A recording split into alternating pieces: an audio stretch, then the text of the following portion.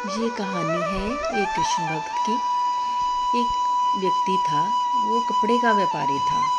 वो गली गली घूमकर अपने कपड़े बेचता था। दिन भर घूमने के बावजूद भी उसको कोई खास कमाई नहीं होती थी। वो अपने घर वर परिवार का पालन पोषण नहीं कर पाता था, उनके खर्चे नहीं पूरे कर पाता था। पर उसका एक रोज़ का नियम था। वो रोज़ ठाकुर जी के मंदिर जाता था। वहाँ पर सुबह उठकर पहले उसने झाड़ू पोछा करना, सफाई करनी और वहाँ पर पूजा पाठ करके फिर वो घर आता था। तो फिर पर जाता था रोज़, और फिर रोज़ ठाकुर जी से कहता था, मुझ पर कृपा करो प्रभु, मुझे पैसा दो। पैसे के बिना इस दुनिया में गुजारा बहुत मुश्किल है, मेरे घर के खर्चे भी पूरे नहीं होते हैं। आप मुझ पर कृपा करो, मुझे खूब पैसा दे दो। तो ठाकुर जी उसको देखते मुस्कुराते। फिर ठाकुर जी ने ऐसे उसका काम जैसे बढ़ाना शुरू कर दिया। धीरे धीरे उस व्यक्ति ने एक छोटी सी दुकान ले ली। छोटी सी दुकान भी चल पड़ी। फिर उसने थोड़ी सी बड़ी दुकान ले ली। फिर इसका काम और बढ़ता बढ़ता बहुत ज़्यादा बढ़ गया। उसका थोक का काम हो गया। फिर थोक के काम के लिए दूर दराज से व्यापारी आते उसके पास। बहुत काम बढ़ रहा था उसके पास। बिल्कुल भी समय नहीं होता था कि वो मंदिर जा पाए। उससे का धीरे धीरे उसका मंदिर छूट गया। वो ठाकुर जी के दर्शन करना, सेवा करना सब कुछ बंद हो गया। उसके मन में कई बार आता कि मैं काम में इतना उलझ गया हूँ और मैं मंदिर भी नहीं जा पा रहा हूँ। उसके मन में बड़ी गिलानी होती कि मैं क्यों नहीं ठाकुर जी के मंदिर में जा रहा हूँ, उनका धन्यवाद करने क्यों नहीं मैं जा रहा हूँ, क्यों नहीं मैं जा पाता हूँ। ऐसे ही दिन बीतते गए, समय बीतता गया। उसका काम बढ़ता गया, बहुत बढ़ता गया, और उसको पैसे की कोई कमी नहीं थी अब। फिर उसके बच्चे धीरे धीरे बड़े होने लगे। उनको सब सुख सुविधाएं उसने दी, बंगला, कार, पैसा, हर तरह की उसको सब कुछ मिला। तो फिर धीरे धीरे बच्चे बड़े हुए। बेटी की शादी की उसने, फिर बेटे की शादी करी। और बेटे की शादी में बहुत खर्च किया उसने, उनको सब कुछ दिया बच्चों को। फिर धीरे धीरे उसकी उम्र बढ़ती जा रही थी।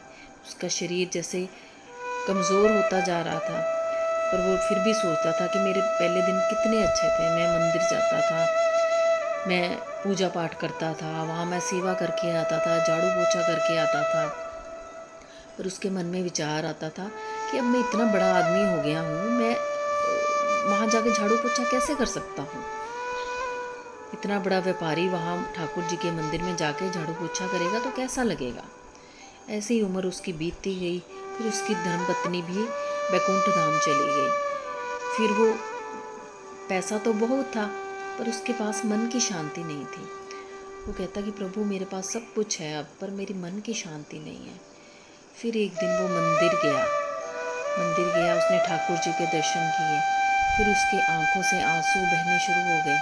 इतने दिनों बाद अपने भगवान के वो दर्शन कर रहा था। बहुत रो रहा था, बहुत रो था। और ठाकुर जी भी इसको देख रहे थे कि मेरा भक्त कितने सालों के बाद मेरे पास आया है। ठाकुर जी से उसने सवाल करने शुरू किए। प्रभु आपने मुझे सब कुछ दिया है, पर मेरे पास मन की शांति नहीं है। तो ठाकुर जी ने भी उसको फिर मन ही मन उसके दिमाग में जैसे बात उसके मन में दिमाग में बात आ रही थी कि ठाकुर जी जैसे उससे कह रहे हो कि तू पहले ही मुझसे मन की शांति मांगता, तूने मुझसे सिर्फ पैसा ही मांगा।